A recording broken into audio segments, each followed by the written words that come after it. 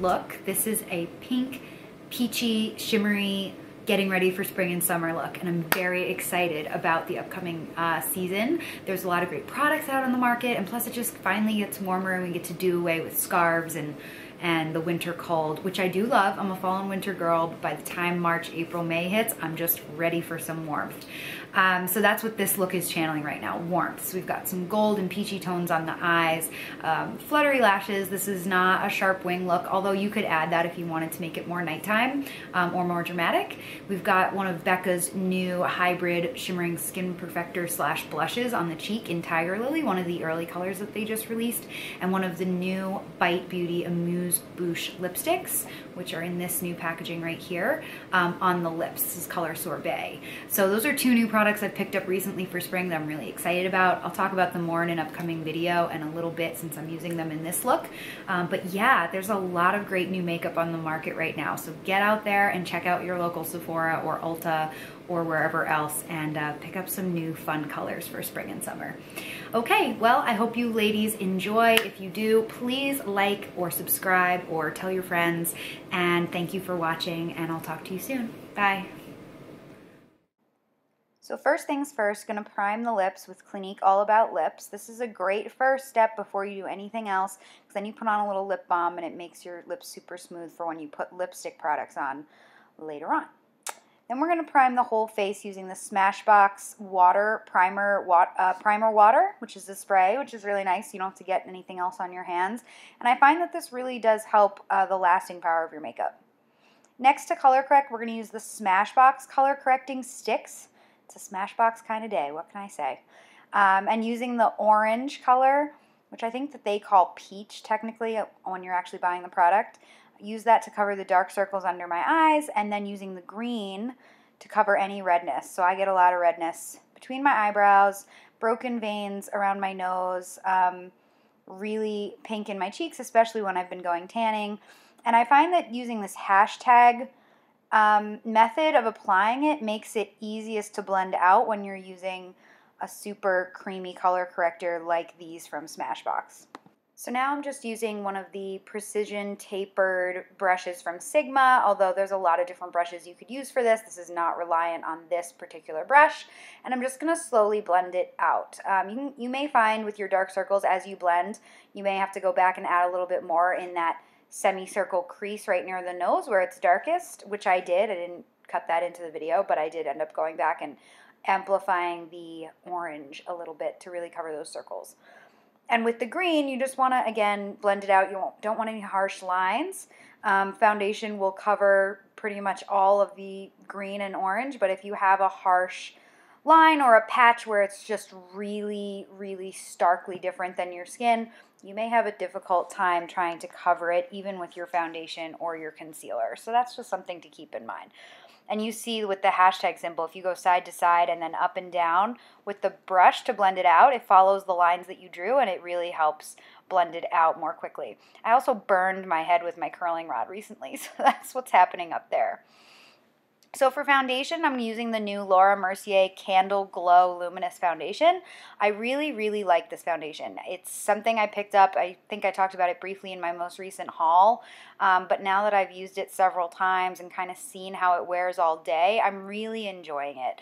It's lightweight. It doesn't feel tacky or tight on the skin.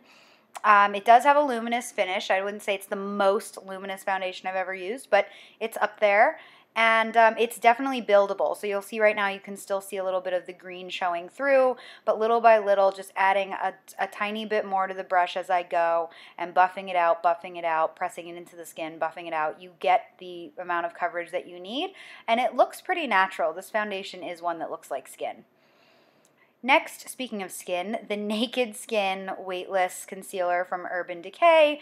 I'm using the shade Medium Neutral for my eyelids to prime my eyes and also even out that coloration since my eyelids basically looked pink, let's face it. So now they match everything else and also just a little added coverage on that burn scab on my forehead. It's really sexy. And then I'm using the shade Light Medium Neutral, I believe. I think it's the neutral one, although now they have warm and a few other variants of the shades that just came out.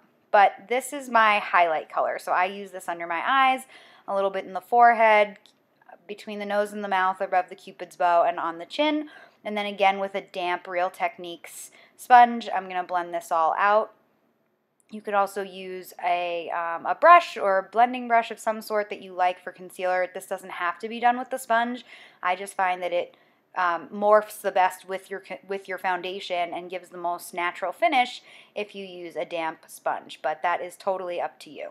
So once you have that nice and blended out all across the face, you can see how even the coverage is now and how well built up it is. We're still going to set the eye and the highlight areas. I'm using, as always, my Marc Jacobs Instamark light filtering palette. This is in color number 40, and that yellowy shade is just the perfect for under the eyes for me, and it's the most flawless finish. I love these powders, and I'm using the end of a Tarte double-ended brush.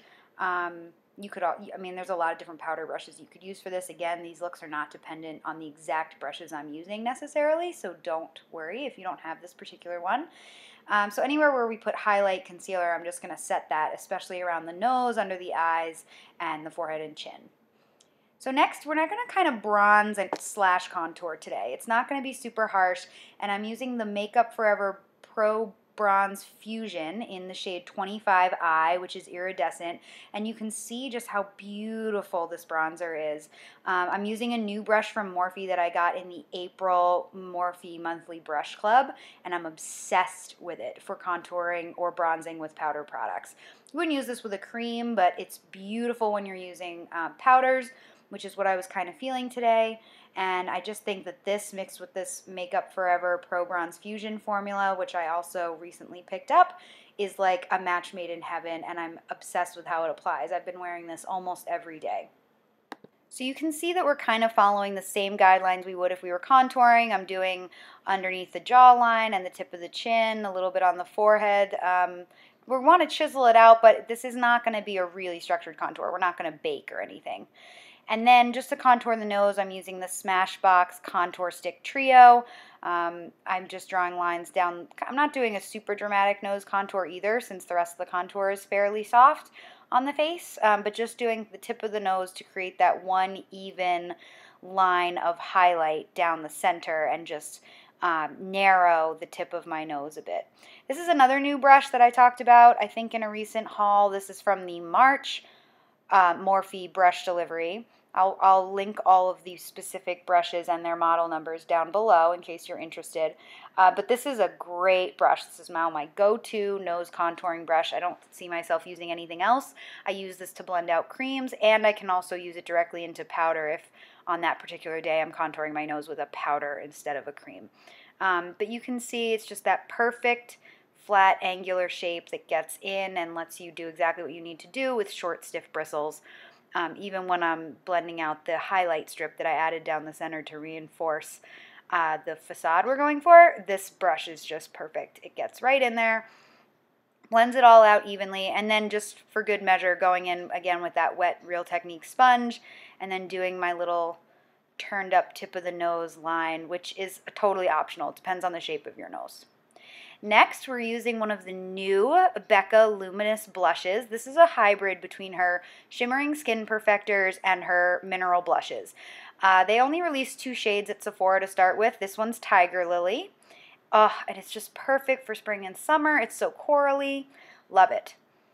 Next, to start on the eyes, we're going to buff out Soft Brown from MAC. This is a great transition shade, and because it has a very warm tone to it, it goes well with this peachy summery look that we're going for. So this is matte, but it's just a good foundation for some of the more shimmery peachy coral shades that we're going to put over top.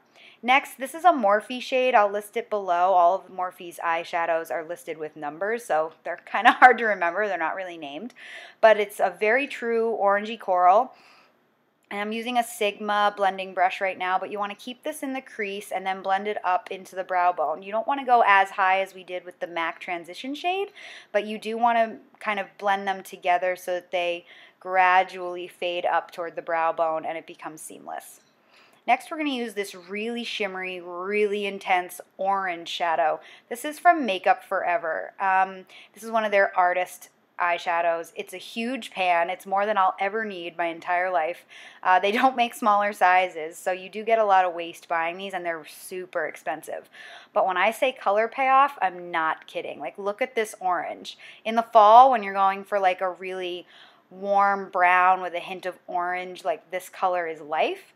But given that I really wanted this eye look to feel corally and spring and have a bit of a pop without going dark on the outer corner, this did the job. So next we're going to use another MAC shadow. I think this one's called Expensive Pink. It's kind of an iridescent, pinky, gold flaked color. And I'm using a flat synthetic brush, and I put the eyeshadow on the flat brush, and then I just spritzed it with a little bit of MAC Fix Plus, which helps give a little more shimmer when you apply it to the lid, and make sure that it stays shimmery all day.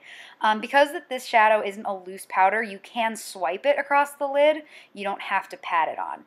And then I'm using a, what is this by? Ardency In shadow. I think it's called Sunday Sunday, but again, I'll list it below. It's a very gold flecked shimmery shade. You can use this as an inner corner highlight too. This is a great shadow to have. And I'm just putting that on the center of the lid just to give it some more dimension.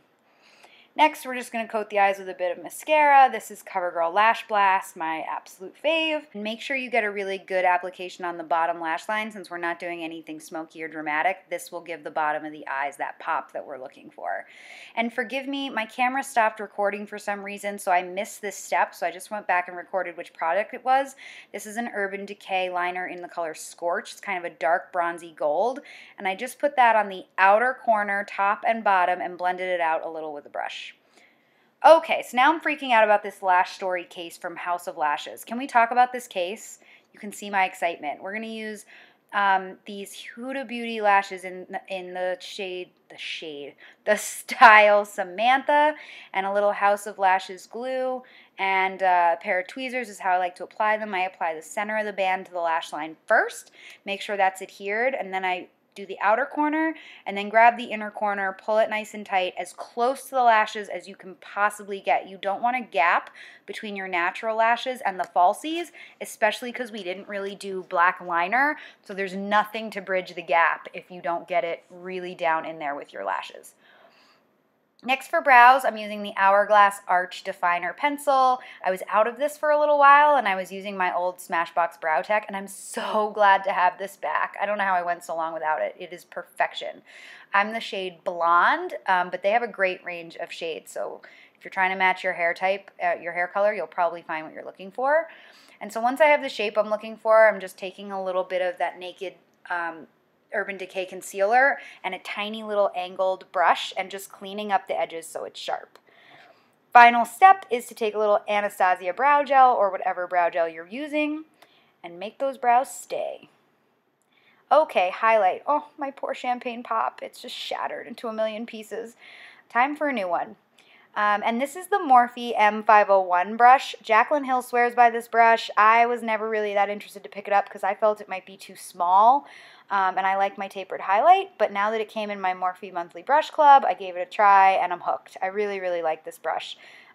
So if you're looking to pick up an inexpensive but effective highlighter brush, I highly recommend this one. And then a little pencil brush. We're just putting that same Champagne Pop by Becca on the brow bone and a little bit on the inner corner of the eye. And finally, lips. So I don't really have a liner that matches this lip color we're going to use, so I just grabbed the Urban Decay Ozone lip pencil, which is just clear. I mean, it's just translucent, but it'll still give the edges of your lips kind of a barrier to keep the very, very rich lip color from bleeding into any fine lines or shifting around. So this is the new Bite Beauty Amuse Bouche lipstick in the color Sorbet. I love this line of lipsticks. I picked up 3 colors. I'm going to go over all 3 of them in my upcoming spring favorites video because they all made the list of favorites, and I probably will go and pick up a few more colors along the way. They're very pigmented and they're really moisturizing and smooth and buttery. I really, really love them. Then just to clean up the edges, I just went in with a little bit of concealer like we did with the brows and that same little angled brush, and just make the edges sharp and then blend out that concealer downward. Make sure you don't grab any lipstick and pull it with you or you will have a hot mess.